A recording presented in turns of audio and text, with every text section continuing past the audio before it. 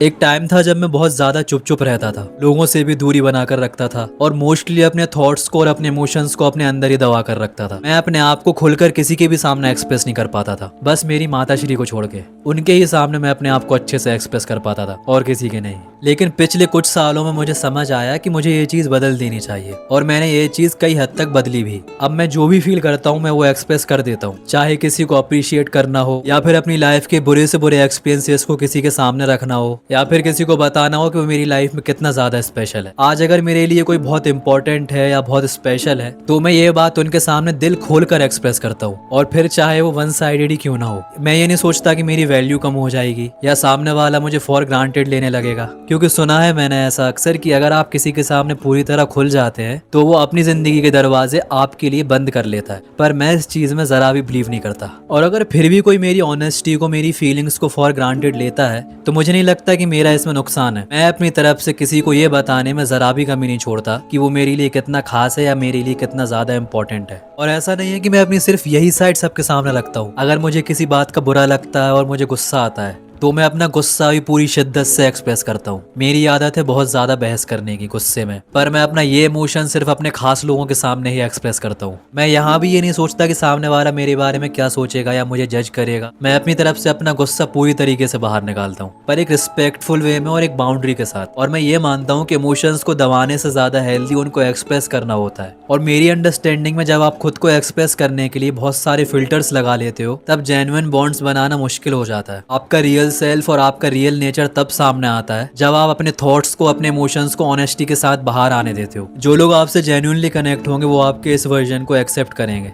और जो नहीं होंगे वो धीरे धीरे आपसे डिस्टेंस ले लेंगे। इसलिए जितना हो सके अपने आप को खुलकर एक्सप्रेस कर दिया करो। जो लोग आपको समझ पाएंगे वो रुक जाएंगे, जो नहीं समझ पाएंगे वो चले जाएंगे। इसलिए जितना हो सके अपने आप को एक्सप्रेस करो। मिलते हैं अगले वीडियो में, तब तक के लिए अपना ध्यान रखिए।